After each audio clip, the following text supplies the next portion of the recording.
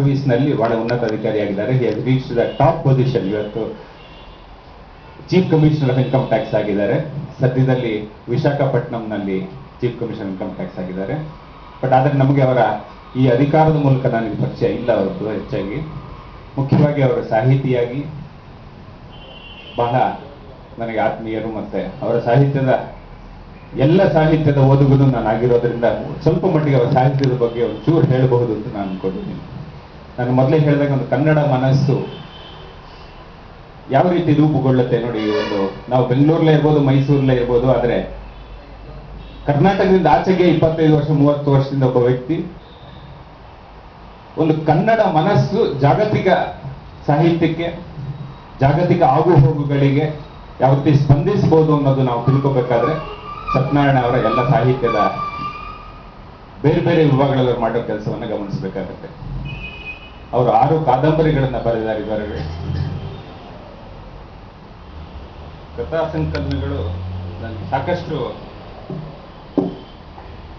4 ಕಥಾ ಸಂಕಲನ, 1 ಸಮಗ್ರ ಕಥಾ ಸಂಕಲನ ಬಂದಿದೆ, 3 ಪ್ರಬಂಧಗಳ ಸಂಕಲನ, 3 ವಿಮರ್ಶಾ ಸಂಕಲನ, 1 ಪ್ರವಾಸ ಕಥನ ಮತ್ತು ಅಂಕಣ ಬರಹಗಳ 1 ಪುಸ್ತಕ ಇದುವರೆಗೆ ಅವರಿಗೆ ಪ್ರಕಟ ಆಗಿದೆ.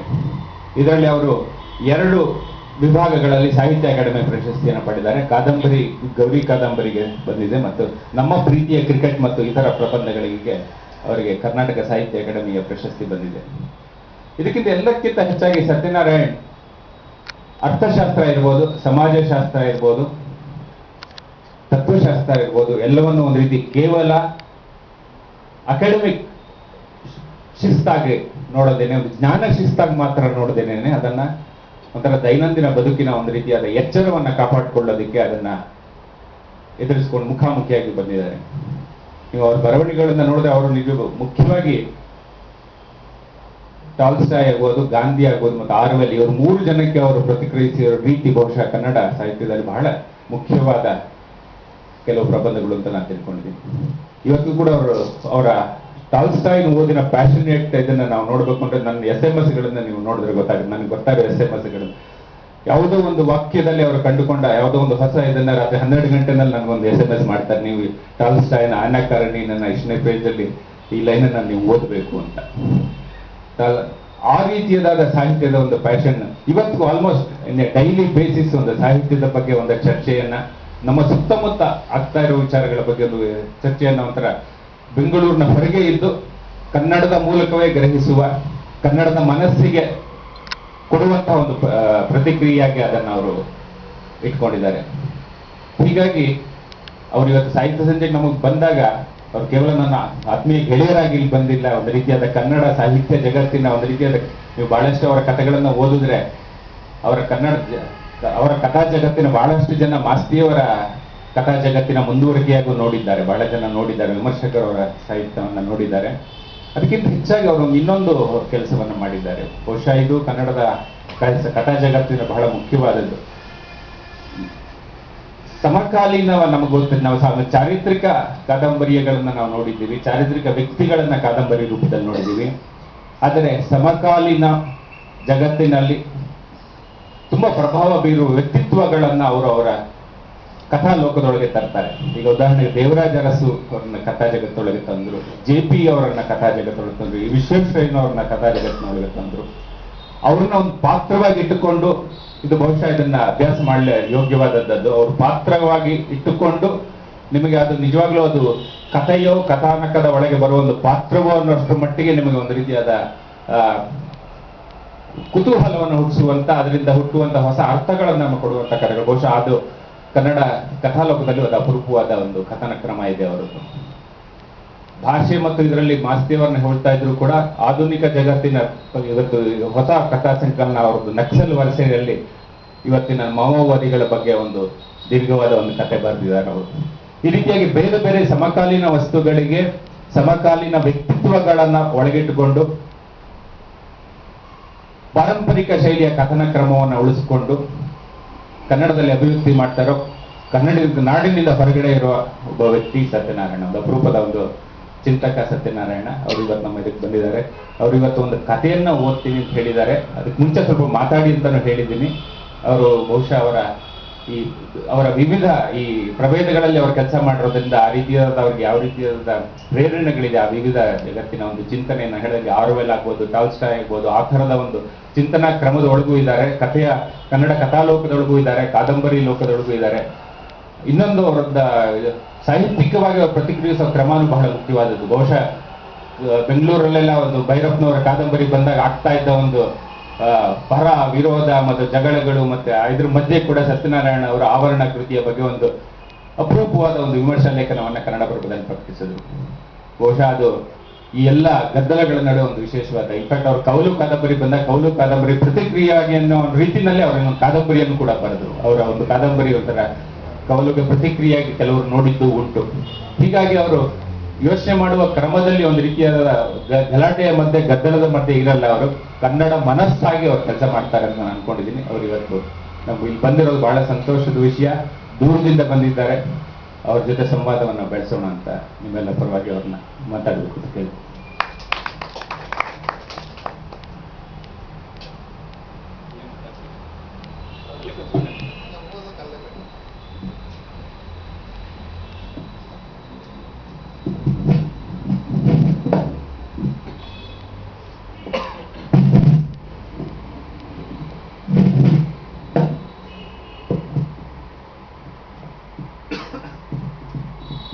ಎಲ್ರಿಗೂ ನಮಸ್ಕಾರ.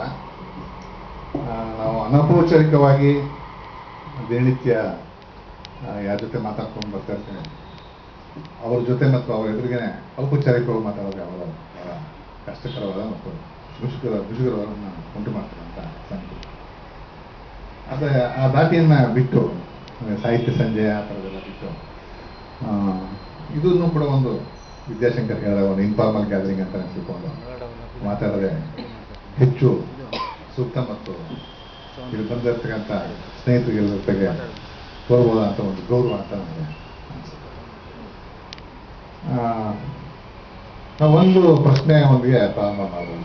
ನಾವೆಲ್ಲರೂ ಯಾಕೆ ಒಂದು ಹಂತದ ನಂತರ ಓದುವುದನ್ನು ನಿಲ್ಲಿಸ್ಬಿಡ್ತೇವೆ ಅಥವಾ ಓದುವುದರಲ್ಲಿ ಯಾಕೆ ಆಸಕ್ತಿಯನ್ನು ಕಳ್ಕೊಳ್ತೇವೆ ಅಂತ. ಈಗ ನಾವು ಬೇರೆ ಬೇರೆ ಕಡೆ ಪ್ರವಾಸ ಮಾಡುವಾಗ ಬೇರೆ ಬೇರೆ ವೃತ್ತಿಯಲ್ಲಿರ್ತಕ್ಕಂಥ ಸ್ನೇಹಿತರನ್ನ, ಆಸಕ್ತರನ್ನ ಭೇಟಿ ಮಾಡಿದಾಗ ಹಿಂದೆ ನಮಗೆ ಯಾರು ಓದುವುದಕ್ಕೆ ಪ್ರೇರಣೆ ಕೊಟ್ಟಿದ್ರು ಅಥವಾ ಪ್ರಚೋದನೆ ಕೊಟ್ಟಿದ್ರು, ಅವರೆಲ್ಲ ಯಾವುದೇ ಆಗ್ಬೋದು, ಅವರು ಅವ್ರಿಗೆ ಇಷ್ಟವಾದಂಥ ಸಾಹಿತ್ಯ ಆಗ್ಬೋದು, ಪತ್ರಿಕೋದ್ಯಮ ಆಗ್ಬೋದು, ತತ್ವಶಾಸ್ತ್ರ ಆಗ್ಬೋದು, ಇದಕ್ಕೆ ನನಗೆ ಅವರು ಓದೋದನ್ನು ನಿಲ್ಲಿಸ್ಬಿಟ್ಟಿರ್ತಾರೆ. ನಾನು ಅದೇನೋ ಅವ್ರಿಗೆ ಟೈಮಿಂಗ್ ಇಲ್ಲದೆ ಇರೋದು, ಅವ್ರು ತುಂಬ ಹೇಳೋದು ಈಗ ಟೈಮ್ ಇರಲ್ಲ, ಅದರಿಂದ ಓದೋದನ್ನು ನಿಲ್ಲಿಸ್ಬಿಡ್ತೀನಿ. ಆದರೆ ನಾವೆಲ್ಲರೂ ಯಾಕೆ, ನಮಗೆಲ್ಲರೂ ಅನ್ವಯಿಸುತ್ತೆ ಅಥವಾ ನಾವು ಯಾತಕ್ಕೆ ಓದೋದನ್ನ ಅಥವಾ ಹೊಸದಾಗಿ ಯೋಚನೆ ಮಾಡೋದನ್ನ ಅಥವಾ ಹೊಸ ಅನುಭವಕ್ಕೆ ಸ್ಪಂದಿಸ್ತಕ್ಕಂಥ ಒಂದು ಶಕ್ತಿನ ನಾವು ಕ್ರಮೇಣ ಕಳ್ಕೊಳ್ತಾ ಹೋಗ್ಬೋದು. ಯಾಕೆಂದರೆ ಒಂದು ಮನಸ್ಸಿಗೆ ಜಡತೆ ಅನ್ನೋದು ಆವರಿಸ್ಕೊಂಡ್ಬಿಡುತ್ತೆ ಅನ್ನೋದು ಒಂದು ನಾವೆಲ್ಲ ಸಾಮಾನ್ಯವಾಗಿ ಹೇಳ್ತಕ್ಕಂಥ ಒಂದು ಕಾರಣ. ಅದಕ್ಕಿಂತ ಮುಖ್ಯವಾಗಿ ನಾವೊಂದು 30, 40 ಅಥವಾ ಒಂದು 50 ವರ್ಷ ಬದುಕಿದ ಮೇಲೆ ಜಗತ್ತಿನ ಒಂದು ರೀತಿಯಲ್ಲಿ ನಾವು ವ್ಯಾಖ್ಯಾನಿಸ್ಕೊಂಡು, ಅರ್ಥ ಮಾಡಿಕೊಂಡು, ಅನುಭವಿಸ್ಕೊಂಡು ಬೆಳೀತಾ ಬರ್ತೇವೆ. ಆಮೇಲೆ ಇದಕ್ಕಿದಂಗೆ ನಮ್ಗೆ ಏನನ್ಸುತ್ತೆ ಅಂತಂದ್ರೆ ಇಷ್ಟೇ ಸಾಕು ಅಂತ ಅನ್ಸಕ್ತಿಲ್ಲ. ಯಾಕಂದ್ರೆ ಜಗತ್ತು ಮತ್ತು ನಾವು ಮತ್ತು ನಮ್ಮ ಸುತ್ತಮುತ್ತ ಇರೋರು ಸತತವಾಗಿ ಬದಲಾಯಿಸ್ತಾ ಇರ್ತೀವಿ. ನಾವು ನಮ್ಮ ಬದಲಾವಣೆ ನಾವು ಗಮನಿಸ್ತಾ ಇರೋದು, ಜಗತ್ತಿನಲ್ಲಿ ಆಗ್ತಾ ಇರ್ತಕ್ಕಂಥ ಬದಲಾವಣೆ ಗಮನಿಸೋದು ಬಿಡೋದು ಬೇರೆ ವಿಚಾರ. ಈಗ ನಮ್ಮೊಳಗೆ ಆಗ್ತಾ ಇರ್ತಾರ ಬದಲಾವಣೆಗಳು, ಅದನ್ನು ಗಮನಿಸಿದ್ರೆ ನಮಗೆ ಆಸಕ್ತಿ ಹೊರಟೋಗುತ್ತೆ. ಮತ್ತೆ ಆಸಕ್ತಿಗಿಂತ ಹೆಚ್ಚಾಗಿ ಒಂಥರ ಈ ಹೊಸದಾಗಿ ಬದಲಾವಣೆ ಆಗ್ತಾ ಇರ್ತಾರೆ ಅಥವಾ ಹೊಸ ಹೊಸ ಬೆಳವಣಿಗೆಗಳಾಗ್ತಾ ಇರ್ತಲ್ಲ, ಅದ್ರ ಬಗ್ಗೆ ಒಂಥರ ನಮಗೆ ಭಯ ಶುರುವಾಗುತ್ತೆ. ಈಗಾಗಲೇ ನಾವು ಏನನ್ನು ನಂಬ್ಕೊಂಡು ಬಂದಿದ್ದೀವಿ, ಅನುಭವಿಸ್ಕೊಂಡು ಬಂದಿದ್ದೀವಿ ಅಥವಾ ಒಪ್ಕೊಂಡು ಬಂದಿದ್ದೀವಿ, ಆ ಚೌಕಟ್ಟಿನಲ್ಲೇ ನಾವು ಇದ್ಬಿಟ್ರೆ ಒಂಥರ ಮನಸ್ಸಿಗೆ ನೆಮ್ಮದಿ ಅಂತೇಳಿ ನಮ್ಗೆ ಒಂದ್ಸಲ ಅನ್ಸಿಬಿಡುತ್ತೆ. ಸೊ ನಮ್ಗೆ ಗೊತ್ತಿಲ್ಲದಂಗೆ ಅನ್ಸಕ್ಕೆ ಶುರುವಾಗುತ್ತೆ. ಆಮೇಲೆ ನಾವೇನು ಮಾಡ್ತೀವಿ, ನಮ್ಮಲ್ಲೂ ಆಸಕ್ತಿ ಕಳ್ಕೊಳ್ತೀವಿ, ಓದು ಬರೆಯೋದ್ರಲ್ಲೂ ಆಸಕ್ತಿ ಕಳ್ಕೊಳ್ತೀವಿ, ಜಗತ್ತಲ್ಲೂ ಆಸಕ್ತಿ ಕಳ್ಕೊಳ್ತೀವಿ. ಹಾಗಾಗಿರೋದ್ರಲ್ಲಿ ಒಂದು ಏನು ಮಾಡ್ಬೋದು ನಾವು? ಹಾಗಾಗಿರುವಾಗ ನಾವು ಕೆಲವೊಂದು ಸಂಘಟನೆ ಕಟ್ಟಕ್ಕಾಗಲ್ಲ ಅಥವಾ ಒಂದು ಚಳವಳಿ ಮಾಡೋಕ್ಕಾಗಲ್ಲ. ನಾವು ವೈಯಕ್ತಿಕವಾಗಿಯೇ ನಮ್ಮನ್ನು ಹೇಗೆ ರಕ್ಷಿಸ್ಕೋಬೋದು ಅಥವಾ ಉಳಿಸ್ಕೋಬೋದು ಅಂದರೆ,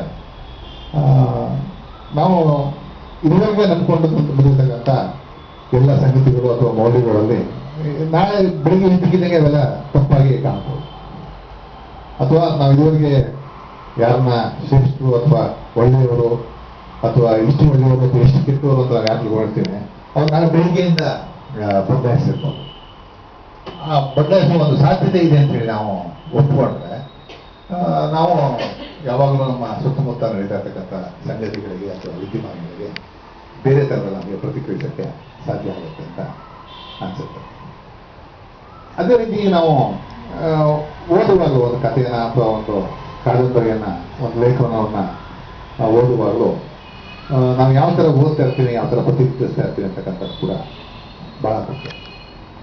ಈಗ ನಮಗೆ ಆಗಲೇ ಗೊತ್ತಿರ್ತಕ್ಕಂಥ ವಿಷಯಗಳನ್ನ ಇನ್ನೊಬ್ರು ಹೇಳಿದ್ರೆ ನಮಗೆ ಬಹಳ ಖುಷಿ ಆಗುತ್ತೆ. ಅವು ನಮ್ಮ ಮನಸ್ಸಿಗೆ ಒಂದು ಅಭಿವ್ಯಕ್ತಿ ಕೊಟ್ಬಿಟ್ಟು ನಮ್ಗೆ ಆಗಲೇ ಗೊತ್ತಿರುವಂಥದ್ದನ್ನ ತಿಳ್ಕೊಳ್ಳೋಕ್ಕೆ, ಬರವಣಿಗೆಯಲ್ಲಿ ತಿಳ್ಕೊಳ್ಳೋಕ್ಕೋಸ್ಕರ ನಾವು ಇನ್ನೊಬ್ಬರನ್ನ ಓದಬೇಕಾ, ಅಥವಾ ನಾವು ನಂಬಿರ್ತಕ್ಕಂಥ ವಿಚಾರಗಳಿಗೆ ಅನುಗುಣವಾಗಿ ಬರೀತಕ್ಕಂಥಲ್ಲ ಆಲೇಖಕರನ್ನ ಮಾತ್ರ ಓದಬೇಕಾ, ಅಥವಾ ನಮಗೆ ಶಾಕ್ ಕೊಡುವಂಥವ್ರು ಅಥವಾ ನಮಗೆ ಹೊಸ ವಿಚಾರಗಳಿಗೆ ಪ್ರಚೋದನೆಯನ್ನ ಕೊಡ್ತಾರಲ್ಲ ಅಂಥವ್ರನ್ನ ಓದಬೇಕಂತ. ಅಂದರೆ ನಮ್ಮ ವ್ಯಕ್ತಿತ್ವದಲ್ಲೇ ಹಲವಾರು ಅಂಶಗಳಿರುತ್ತೆ.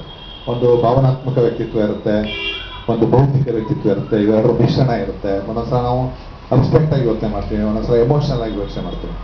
ಅದೆಲ್ಲವನ್ನೂ ನಾವು ಸೇರಿಸ್ಕೊಂಡು ಒಂದು ಪುಸ್ತಕವನ್ನು ಓದಬೇಕು ಅಥವಾ ಒಬ್ಬ ಮನುಷ್ಯನನ್ನ ಅನುಭವಿಸ್ಬೇಕು. ನಮ್ಮಲ್ಲೇ ಒಂದು ಒಟ್ಟು ಪರ್ಸನಾಲಿಟಿಯಲ್ಲಿ ಸೆಗ್ಮೆಂಟೆಡ್ ಅಥವಾ ಫ್ರಾಗ್ಮೆಂಟ್ ಆಗಿರೋದಿಲ್ಲ. ನಾವು ಈಗ ಬರೀ ವೈಚಾರಿಕ ಅಗತ್ಯಗಳಿಗೋಸ್ಕರನೇ ಓದೋದು ಒಬ್ಬರನ್ನ, ಅಥವಾ ಭಾವನಾತ್ಮಕ ಅಗತ್ಯಗಳಿಗೋಸ್ಕರನೇ ನಾವು ಓದೋದು. ಇದೆಲ್ಲದ ಒಂದು ಮಿಶ್ರಣದಿಂದ ನಾವು ಒಂದು ಎಕ್ಸ್ಪೀರಿಯನ್ಸ್ನ ಪಡೆಯೋದಕ್ಕೋಸ್ಕರ ನಾವು ಓದಬೇಕು ಅಂತ ನನಗೆ ಅನ್ಸುತ್ತೆ.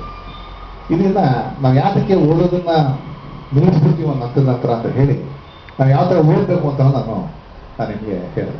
ಆಮೇಲೆ ಓದುವಾಗ ಸಾಮಾನ್ಯವಾಗಿ ನಾವು ಒಂಥರ ಆಟಾನಮಸ್, ಅಂದರೆ ನಾವೇ ಸಾಮ್ರಾಟರು, ನಮಗೆ ಯಾವ ಥರದ ಬಂಧನವೂ ಇರಲ್ಲ. ನೀವು ಒಂದು ಪುಸ್ತಕ ಓದುವಾಗ ನಿಮಗೆ ಈ ಪುಸ್ತಕದ ಬಗ್ಗೆ ಏನು ವಿಮರ್ಶೆ ಬಂದಿದೆ, ಮುನ್ನುಡಿ ಬಂದಿದೆ, ಅವೆಲ್ಲ ಏನೂ ಇಲ್ಲ. ನೀವು ಒಬ್ಬರೇ ಅದನ್ನ ಏಕಾಂತದಲ್ಲಿ ಓದ್ತಾ ಇರ್ತೀರಿ.